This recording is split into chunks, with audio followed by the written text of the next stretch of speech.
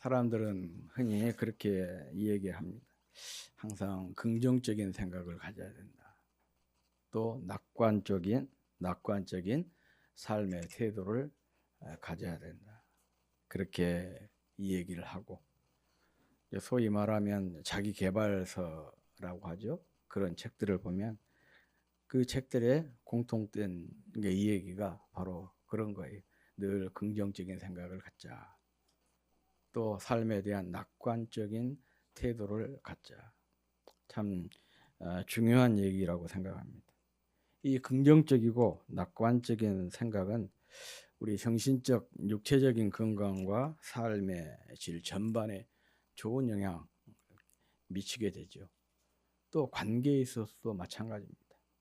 만나면 부정적인 얘기하고 또 비관적인 그런 태도를 가진 사람을 만나는 것은 참 피곤한 일이에요.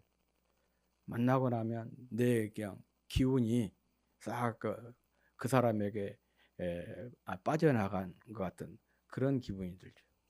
그러니까 안 만나야 되겠다 그런 생각이 들어요. 그런데 긍정적이고 낙관적인 삶의 태도를 가진 사람을 만나면 힘이 돼요. 즐거워요. 그래서 그 사람을 만나면 내 자신이 업이 됩니다. 또 그런 사람이 어디에 가면 그 모임의 어떤 분위기 메이커가 되죠. 그래서 이런 사람은 다른 사람들에게 늘 환영을 받게 되는 거죠. 그런 점에서 긍정적이고 이 낙관적인 삶의 태도를 갖는 것이 참 중요한 것 같습니다. 그렇지만 현실을 올바로 직시하지 못한 또 이런 생각, 또 이런 삶의 태도는 오히려 해가 될 수가 있다. 그런 이 얘기도 있어요. 이것을 스톡데일 패러독스라 그렇게 얘기를 합니다. 경영학자 짐 콜린스가 좋은 기업을 넘어 위대한 기업으로라고 하는 그의 책에서 제임스 스톡데일의 일화를 소개하면서 만들어낸 용어인데 또 이 책으로 인해서 스톡데일 패러독스라고 하는 말이 크게 유행이 되었습니다. 이 미 해군 중령 제임스 스톡데일이라고 하는 사람은 월남전에 참전을 했다가 거기서 월맹군에게 포로가 되었습니다. 그래서 포로 수용소에서 7년 6개월 동안 정말 그 정신적, 육체적으로 끔찍한 경험을 했다고 그래요. 하루하루가 지옥 그 자체였다고 그럽니다. 그런데 그분이 성공적으로 거기서 살아남고 또 석방이 되어서 고국으로 또 가족의 품으로 돌아오게 되었습니다. 그가 석방이 된 후에 자신의 경험을 이렇게 이 얘기를 했습니다. 곧 풀려날 거라고 섣불리 낙관한 동료들은 다 죽었다. 하지만 나는 쉽게 풀려나지 못할 것이라 생각을 하고 장기간 버텨야 한다는 생각으로 하루하루 성실하게 또 긍정적인 태도를 가지고 살았다. 그 결과 이렇게 살아남을 수가 있었다. 그런 얘기를 했습니다. 이 말 뜻은 이런 의미죠. 냉혹한 현실을 직시하면서 버틴 그는 살아남았지만은 막연한 낙관 논에 사로잡힌 동료들은 다 죽었다는 거예요. 그들은 막연하게 크리스마스 전에는 풀려날 것이다. 그렇게 믿고 있었어요. 그런데 크리스마스가 지나도 풀려나질 않아요. 그러면 다음 부활절에는 풀려날 것이다. 그렇게 믿고 또 그러지 않으면 추수감사절 전에는 풀려나겠지. 그렇게 믿었어요. 그런데 또 크리스마스가 지나고 부활절이 지나고 추수감사절이 지나도 풀려날 기미가 없어요.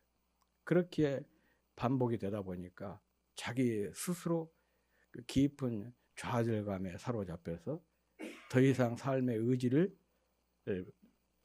잃고 죽어가더라는 것이죠. 소위 이런 것을 전문 용어로 희망 고문이라 그렇게 얘기합니다. 희망이 고문이 되는 거예요. 참 그 역설적인 표현 아니겠습니까? 그런 경우들이 참 세상에는 많이 있습니다. 예를 들어서 회사에서 그 상관들이 직원들에게 그렇게 얘기를 해요. 당근을 제시를 합니다. 네 열심히 하면 다음에 진급을 시켜주겠다. 아니면은 보너스를 얼마 주겠다. 월급을 연봉을 어떻게 주겠다. 그렇게 해서 그러니까 그 말만 믿고 열심히 했는데 안 돼요. 그러면 그때 핑계를 댑니다. 이번에 무슨 일 때문에 안 됐으니까 내년에는 꼭 해주겠다. 그런 식으로 자꾸 사람에게 품격에서 사람들을 이렇게 다루는 그런 경우. 그러다 보면 이제 안 믿게 되는 것이죠. 오히려 그것이 뭐가 되냐? 고통이 되는 것이죠. 이런 것을 가리켜서 희망 고문이라 그렇게 얘기를 합니다. 스톡데일은 냉정한 자기가 지금 처한 현실에 직시하는 것이 중요하고 그러면서 낙관적인 태도를 갖는 것이 중요하다. 그렇게 얘기를 한 것이죠. 이 짐 콜린스는 이것을 소위 말하면 스톡데일 패러독스라 그렇게 정의를 했습니다. 막연히 잘 되겠지라는 식의 낙관론보다는 눈앞의 어려움을 인정하면서 그러면서 긍정적인 삶의 태도를 가지고 그걸 헤쳐나가는 그런 자세가 중요하다는 그런 얘기죠. 오늘 본문은 바벨론으로 끌려간 자기 동족에게 선지자 에레미야가 보낸 편지 내용입니다. 에레미야의 사역을 보면 양방향으로 사역을 했던 것 같아요. 그는 예루살렘에 머물면서 예루살렘에 거주한 사람들에게 하나님의 말씀을 직접 선포를 했습니다. 그리고 예루살렘에서 바벨론으로 멀리 포로로 끌려간 사람들에게는 자기가 편지를 써서 다시 말하면 문서를 통해 그들에게 하나님의 말씀을 전했던 거예요. 그러고 보면 에레미야는 최초의 문서 선교사가 아닌가, 문서 선교를 최초로 했던 사람이 에레미야가 아닌가 하는 생각을 해보게 됩니다. 이 에레미야가 활동했던 시기는 지난주에도 말씀을 드렸듯이 유다라고 하는 나라가 이제 바벨론에게 멸망하기 바로 직전에 활동했던 그런 선지자입니다.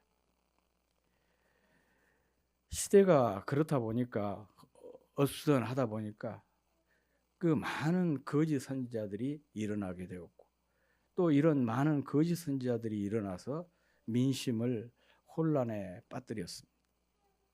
근거도 없이 거짓 평안 또 거짓 희망을 사람들에게 심어주게 된 거예요.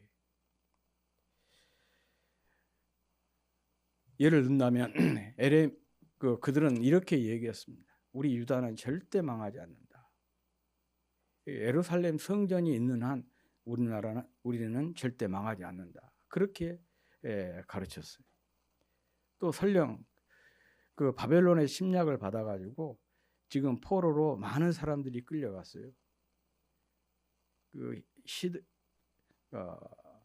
여호와긴 왕을 비롯해서 많은 귀족들과 또 군인들과 또 이렇게 쓸만한 사람들이 많이 사로잡혀갔습니다. 그때가 유다가 멸망하기 10년 전이에요. 주전 597년입니다. 그때 지난주에 우리가 쓰기했던 다니엘의 세 친구, 또 에스겔 이런 사람들이 포로로 끌려간 그런 시기예요. 이 시기에 이렇게 많은 거짓 선지자들이 나타나서 일어나가지고 유다는 절대 망하지 않는다. 그 내용 하나와 또 이렇게 포로지에 끌려간 사람들도 곧 돌아온다. 길어야 2년이다. 그렇게 이 얘기를 하니까 이런 설교를 했어요. 사실은 이런 내용들은 에레미야가 전한 내용과 정반대입니다. 에레미야는 계속해서 뭐라고 얘기하냐? 유다가 망한다. 더 철저하게 망하지 않으려면 차라리 바벨론에게 항복한 것이 더 낫다. 그렇게 일관적으로 에레미야 선지자는 전파를 했고, 또 바벨론으로 끌려가면 금방 돌아오지 못한다. 적어도 70년 동안 바벨론에서 포로 생활을 해야 된다. 그렇게 얘기를 했어요. 그런데 거짓 선지자들은 이런 그 에레미야의 설교를 뒤집어서 우리는 망하지 않는다. 바벨론에 끌려간 사람들 곧 돌아온다. 이렇게 정반대의 이 얘기를 했는데, 중요한 것은 백성들의 반응이잖아요. 백성들의 발이 누구의 말에 더 귀를 기울였느냐? 거짓 선지자들의 말에 더 귀를 기울인 것입니다. 왜 그러냐? 자기들이 듣고 싶은 말, 듣기 좋은 말들을 거짓 선지자들이 해 주었기 때문에 그런 것이죠. 그래서 이 거짓 선지자들의 말을 듣다 보니까 온통 유다에 있는 사람들이나 포로지에 끌려가 있는 사람들이나 이 거짓 희망, 또 거짓 그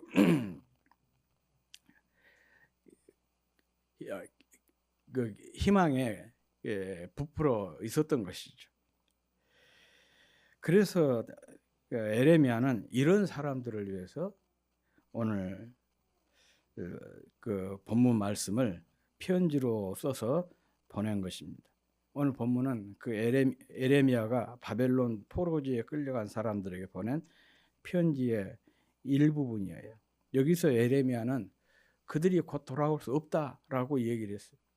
한마디로 말하면 그들의 부푼 기대와 희망을 완전히 그냥 무너뜨리는 그런 얘기를 한 것이죠. 그래서 사실은 에레미야 선지자가 인기가 전혀 없었어요. 아무리 설교를 해도 듣는 사람들이 없었고, 그냥 안 듣는 것을 차원을 넘어서서 막 에레미야를 죽이려고까지 했던 것이죠.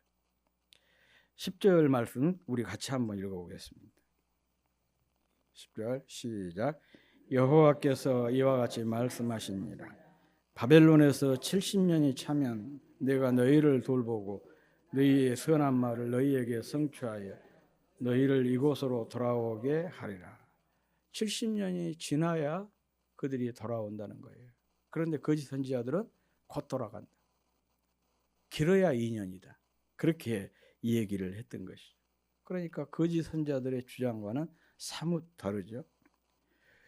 에레미야 선지자가 이런 얘기를 한 이유가 있습니다. 이런 현실을 너희들이 똑바로 알아차리고 그 현실에 그 상황에 뿌리를 내리고 거기에 잘 적응해라.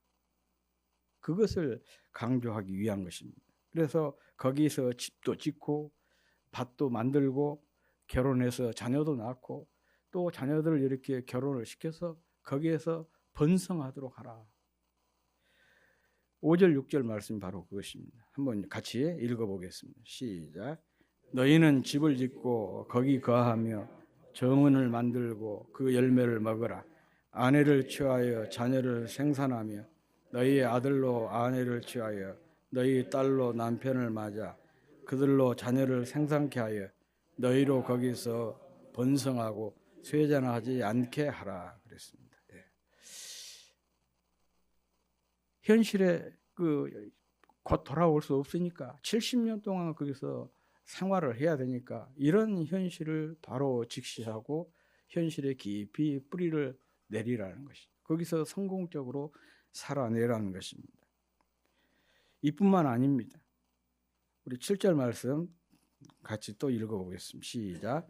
너희는 내가 사로잡혀 가게 한 그 성읍에 평안하기를 힘쓰고 위하여 여호와께 기도하라. 이는 그 성이 평안함으로 너희도 평안할 것임이니라. 심지어는 원수의 땅인 바벨론, 또 자기들을 이렇게 포로로 끌고 간 바벨론 사람들을 위해서 기도하라는 것입니다. 여기에는 두 가지 의미가 있습니다. 하나는 오늘 본문에 7절에 나와 있는 대로 주변이 평안해야 나도 평안할 수가 있기 때문에 그렇습니다. 나무가 고요하고 싶으면 가만히 있고 싶지만은 가만히 있지 못하고 계속해서 흔들리는 것은 바람 때문이라, 그렇게 얘기하지 않습니까? 주변이 어지러우면 내 삶이 또 어지러울 수밖에 없어요. 주변이 힘들면 나도 힘들 수밖에 없는 거예요. 그래서 참 지혜로운 사람은 이렇게 기도하죠. 주변을 위해서, 자기 자신을 위해서 기도하기보다 주변을 위해서 늘 기도를 해요. 저도 그것을 어려서 배웠어요. 주변을 위해서 기도해라. 하여간 주변 사람들이 평안하고 잘 살기를 위해서 기도해. 주변이 평안해야 니도 편할 수가 있기 때문이다. 그래서 늘 제가 그런 기도합니다. 내 주변에 있는 사람들이 다 잘 되게 해주십시오. 다들 나보다 잘 살게 해주십시오. 그래서 나에게 손 벌리는 사람이 오히려 나를 도와줄지언정 나에게 손 벌리는 사람이 없도록 해주십시오. 늘 그런 기도하고 있어요. 뭐 가족도 친지들도 그렇고 또 우리 성도 여러분들을 위해서도 늘 그런 기도해. 모든 성도가 나보다 더 잘 살게 해주십시오. 더 많은 복을 받게. 그래서 그들에게 혜택을 내가 누릴지언정 나에게 손 벌리는 사람이 하나도 없도록. 그래야 내가 편할 거 아닙니까?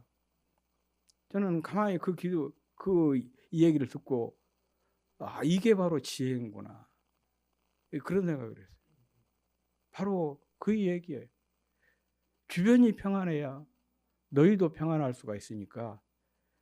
비록 바벨론이 원수 나라 아닙니까? 자기 나라를 무너뜨린 하나님의 성전까지 파괴시킨, 그래서 자기들을 이렇게 험지로 끌고 와서 이렇게 낯설고 물서른 이런 이국 땅에서 생활하게 만든,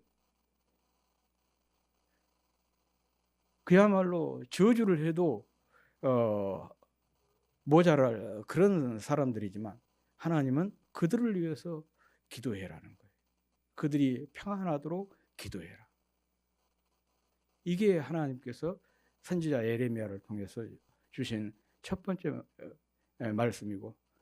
말씀인데 그 첫 번째 의미고, 또 하나는 그들에게 축복의 통로가 되라, 그런 의미예요. 이 말씀 속에는 하나님은 우리가 고난을 부정하며 현실을 도피하기보다도 그 상황 속에서 최선을 다해 일상을 성공적으로 살아내기를 바라시는 거예요.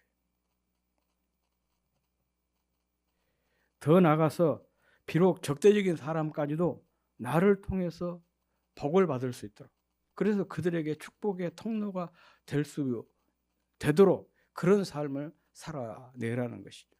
이런 것이 소위 말하면 긍정입니다. 이런 것이 소위 말하면 적극적인 삶의 태도예요.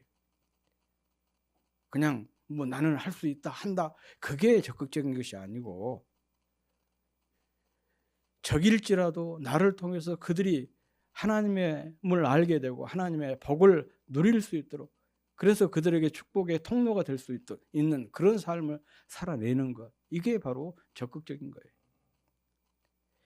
그 얘기를 지금 하고 있는 것이죠. 그래서 가만히 이 본문을 읽어보면요, 물론 이스라엘 백성들이, 유다 백성들이 바벨론에게 멸망해서 또 바벨론 지역으로 포로로 끌려가게 된 것, 1차적인 것은 그들이 하나님의 뜻을, 하나님께 말씀에 불순종했기 때문에, 그리고 또한 그들의 불순종한 그들을 하나님께서 새롭게 빚어내기 위한 하나의 과정으로 1차적인 의미가 있지만, 또 하나는 이런 그 징벌을 통해서 또 하나님의 백성으로서의 사명을 감당하도록 하기 위한 의도도 있어요. 그건 2차적인 뜻인 것이죠. 그래서 29장을 쭉 한번 여러분이 꼼꼼히 읽어보면요, 이렇게 표현을 하고 있습니다. 그들이 힘이 없고 국력이 약해서, 또 바벨론이라고 하는 나라가 너무 막강해서 그냥 포로가 되었다, 그런 표현이 아니에요. 하나님께서 바벨론에게 포로가 되게 하셨다, 그렇게 수동적으로 표현을 하고 있습니다. 하나님이 그들로 하여금 포로가 되게 하신 것이지, 그들이 힘이 없거나 또 바벨론이 힘이 세서 끌려간 것이 아니라는 거예요. 이 수동태를 사용하고 있는 데는 의도가 있는 것이죠. 하나님이 어떤 큰 뜻이 있어서 그들로 하여금 바벨론에게 사로잡혀 가도록 하셨다는 그런 의미가 있고, 특별히 29장 20절을 보면은 하나님께서 보냈다 그렇게 표현하고 있어요. 보냈다. 보냈다는 것은 무슨 의미가 있습니까? 뭔가 보낸 사람이 어떤 의도를 가지고 보낸 거잖아요. 뜻을 가지고 보낸 거예요. 그게 소위 말하면 이 적국이지만은 또 적들이지만은 그들에게와 함께 살면서 그들에게 축복의 통로가 되라는 하나님의 그 사명이, 비록 그들이 포로지만 그 속에가 감춰져 있다는 것을 우리가 알아차릴 수가 있는 것이죠. 이 땅을 살아가는 성도의 삶도 마찬가지입니다. 나 하나 도신하면서 잘 먹고 잘 사는 것, 거기에 목적이 있는 거 아니에요. 나를 통해서 주변이 평안하고 더 나아가서 나를 통해서 하나님의 복이 주변으로 흘러가도록 축복의 통로로 우리를 사용하고 계신 것이죠. 우리가 늘 이 사실을 잊지 않고 살았으면 참 좋겠다 싶습니다. 그러면서 에레미야는 자기 동족을 향해서 이렇게 말하고 있습니다. 포로 생활이 재앙처럼 보이지만 이것은 재앙이 아니라는 것이죠. 11절 말씀입니다. 우리 같이 한번 읽어보겠습니다. 시작. 나 여호와가 말하사 재앙이 아니라 아멘. 그죠? 여호와의 말씀이라 너희를 향한 나의 생각을 내가 아나니 평안이요 재앙이 아니니라. 너희에게 미래와 희망을 주는 것이니라. 그렇게 말씀하고 있습니다. 고난은 재앙이 아니라 징계라고 하는 포장지에 쌓여져 있는 선물이라는 의미죠. 그런데 안타깝게도 우리는 포장지 속에 쌓인 선물은 보지 못하고 그냥 포장지 자체만 보는 거예요. 그래서 고난의 유익은 보지 못하고 고난에 대한 부정적인 생각을 사로잡히게 된 것이죠. 그러다 보니까 힘들고 어려움 속에서 어떤 의미를 찾아내기보다는 그 어려움 자체에 눌려가지고 거기에 압도당해서 좌절하고 낙심하는 경우가 많습니다. 당시 유다 백성이 그랬습니다. 그러다 보니까 고난이 없다는, 혹은 고난을 받아도 길지 않다는 이런 거짓 선지자들의 말에 금방 동요를 일으키게 된 것입니다. 그런데 하나님은 에레미야를 통해서 이렇게 말씀하고 있습니다. 너희를 향한 나의 생각을 내가 아나니라고 했어요. 여기서 생각이라고 하는 말이 히브리어로 마하샤바라고 그래요. 마하샤바. 단순히 머릿속으로 그냥 스쳐가는 생각이 아니라 치밀한 설계, 의도, 목적, 계획을 의미합니다. 너희를 향한 나의 생각을 내가 아나니란 말씀은 너희를 향해 내가 세워둔 완벽한 마스터 플랜이 있다는 얘기죠. 그것은 재앙이 아니라 평안이라는 것입니다. 포로 생활 70년은 그들에게 징계처럼 보였을 것입니다. 그러나 사실은 우상 숭배에 찌들려 있는 그들을 그 우상 숭배에서 돌이키고 정결하게 만드는 수술의 시간이었어요. 물론 수술을 받는다는 것이 힘들죠. 고통스럽습니다. 그런데 수술을 받는 것이 힘들고 고통스럽지만은 우리가 수술복을 입고 수술대에 눕는 이유가 뭡니까? 이 수술을 받으면 나아지리라고 하는, 좋아진다는 그 희망 때문에, 기대 때문에 그런 거 아니겠습니까? 하나님께서 이스라엘 백성, 유다 백성들을 바벨론으로 보내서 거기에서 70년 동안 포로 생활을 하시게 한 것도 마치 우리가 아파서 수술실에 들어가서 수술을 받는 그런 시간과 같다는 그런 의미입니다.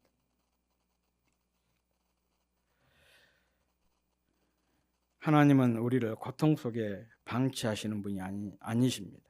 지금 겪는 어려움은 우리를 무너뜨리려는 재앙이 아니라 더 견고한 미래를 만들기 위한 공사 기간인 것입니다. 하나님은 우리에게 닿지 않는 당근을 흔들어대는 그야말로 희망, 고통을 주는 그런 분이 아니십니다. 이미 평안과 미래라고 하는 목적지를 정해두고 우리와 함께 걸어가시는 그런 분이십니다.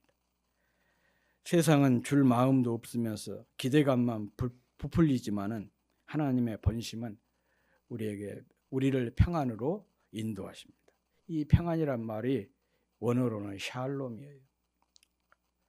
이 단어를 우리가 너무 자주 듣다 보니까 크게 그 중요성을 우리가 간과를 하기가 쉬운데 굉장히 중요한 말이에요. 구원의 완성이라고 하는 말과도 동의어예요. 샬롬이라고 하는 게 온전한 회복이에요. 흠도 티도 어떤 결점도 없이 완결된 그런 상태를 소위 말하면 샬롬이라고 그러죠. 그런 의미에서 샬롬을 구원의 완성 그렇게도 표현을 하는데, 아무튼 온전한 회복과 완성으로 그들을 이끄신다는 거예요. 그러기 위해서 그들로 하여금 이 바벨론 포로라고 하는 70년의 이 공사 기간 혹은 또 수술 시간을 허락하신 것이라는 것입니다. 성경은 우리에게 분명히 이렇게 말씀하고 있어요. 하나님의 본심은 우리에게 고생이나 근심을 주는 것이 아니라 인자와 자비의 길로 이끌어서 우리로 하여금 궁극적으로 샬롬에 이르게 하는 데 있다는 것입니다. 고난 속에서도 멸망하지 않고 소망을 갖게 하시는 것이 하나님의 본심이고, 믿음을 통해서 어려움을 극복하고 하나님의 도우심을 경험하는 것이 목적인 것입니다. 부모가 자녀에게 쓴 약을 먹인 이유가 바로 여기에 있는 거 아니겠어요? 유튜브에 보면 아이들에게 그 약을 먹이는 방법들이 참 많이 나오대요. 속여서라도 애기들한테 막 그 약을 먹이고, 어렸을 때는 막 코를 잡고 입을 벌려갖고 막 억지로 퍼넣기도 하고. 아이가 그렇게 싫어하는데 왜 코를 잡고 입을 벌려서 억지로 약을 퍼먹이고, 또 이것을 속여가지고 애기한테 약을 먹이려고 하고, 그런 이유가 뭐겠습니까? 이 약을 먹어야 아이가 회복이 되니까 그런 것이죠. 하나님께도 우리를 향한 이런 거룩한 고집이 있는 것 같아요. 심려는 이런 시련, 아픔을 통해서라도 우리를 새롭게 빚어내기 위한 하나님의 거룩한 고집이 있어서 이럴 때로는 이 고난이라고 하는 이 어려움을 우리에게 주시는 것 같아요. 제가 우리 한이가 아이를 키우는 돌보는 것을 보면서 참 못마땅한 것이 하나 있었어요. 아니, 오랜만에 왔으니까 저녁에 함께 놀고 싶잖아요. 그런데 딱 7시가 되면 아이를 재운다고 방으로 딱 데리고 가요. 그래 놓고는 애를 방에다가 딱 놓고 저기들은 나와버려. 그러니까 얘가 막 안에서 막 울고 한 10분에서 20분 정도 막 울어요. 거실에서 그거 듣는 소리가 너무 고통이었어요. 야, 가서 조금 보듬어 줘라. 조금 안아줘라. 그래도 소용없어. 그렇게 이야기를 하니까 싫으라 그래요. 우리 얘기니까 지그들이 알아서 하겠다는 거예요. 그냥 기분이 나빠. 그렇게 속이 상해 있었는데, 이제 그게 불편했든지 이제 어쩌든지 모르지만 하여간 이유를 대가지고 작년 추석에는 애기를 우리 집에 안 데려오고 저기 처갓집에다 놓고 낮으로만 데리고 와서 보여주고 데리고 가버리고 그러더라고. 그런데 그게 조금 미안했든지 금년 설에는 우리 집에서 있으면서 이제 처갓집을 왔다 갔다 이제 그렇게 했어요. 그런데 참 놀라운 것은 이번에 설에 보니까 딱 7시 돼서 지방에 딱 넣어놓으면, 방에다 넣어놓으면 거기에서 혼자서 이리 뒹굴고 저리 뒹굴고 또 옹알이도 하고. 그러니까 얘들이 뭐예요? 캠이라 그런가요? 홈캠 그것을 설치를 해갖고 여기서 휴대폰으로 보고 있어요. 지금 애기가 뭐 하고 있는지. 혹시라도 이제 비상 상황이 발생하면 들어가려고 딱 대기를 하고 보고 있으면서 자고 있는지 잠이 들었는지 그걸 확인하는데, 보니까 저한테 보여주는데 이리 뒹굴다 저리 뒹굴다가 뭐라고 막 옹알이도 하고 그래. 야, 뭔 소리냐. 그러니까 하루를 정리하면서 하는 얘기, 지 스스로 하는 얘기라는 거예요. 그러면서 얘가 딱 잠이 들어요. 그래서 우리 한이가 지 나름대로 이렇게 고집을 부렸던 이유가 있었구나, 이해가 됐어요. 우리를 향한 하나님의 이 고집도 거룩한 하나님이시니까, 거기다가 그냥 고집이라고 쓰면은 조금, 그래서 거룩한이라고 하는 형용사를 제가 붙였네, 수식어를 붙였네. 이런 거룩한 고집을 가지고 계시구나. 그래서 우리로 하여금 이 샬롬에 이를 수 있도록 하기 위해서 때로는 고난이라고 하는, 어려움이라고 하는, 또 아픔과 시련이라고 하는 이런 것을 통해서라도 하나님께서 원하시는 방향으로 우리를 이끌어가고 계신구나, 그것을 생각을 해보게 되었습니다. 바로 이런 마음을 아는 것이 믿음이고, 이런 마음을 아는 사람이 소위 말하면 성도예요. 여기에 민감한 사람을 가리켜서 성숙한 성도라, 그렇게 얘기한 것입니다. 신앙생활이란 뭐냐? 이렇게 하나님의 마음을 알아가는 훈련의 과정이 소위 말하면 신앙생활인 것이죠. 우리가 흔히 이런 말 하죠. 철들다. 누구는 철이 들었다, 철들다, 혹은 철든다, 철이 난다, 뭐 이런 표현들을 하는데, 이 철이라고 하는 게 쇠를 의미한 것이 아니고 사리를 분별해서 판단할 수 있는 힘을 철이라고 그럽니다. 그러므로 철이 들었다, 철이 났다라고 하는 말은 사리를 분별해서 판단할 수 있는 힘을 가졌다, 그렇게 얘기를 한 거죠. 그래서 자식도 철없는 자식이 있고 철든 자식이 있지 않습니까? 철없는 자식은 부모에게 늘 애가심이에요. 걱정이에요. 어디다가 내놔도 늘 걱정이에요. 그래서 그런 아이들은 밖에 나가도 걱정이고 집에 있어도 걱정이에요. 또 안 들어오면은 계속해서 부모가 막 버리면서 기다리잖아요. 그런데 철든 자식은 부모에게 늘 기쁨이고 또 자랑이 되는 것이죠. 성도도 철든 성도가 있습니다.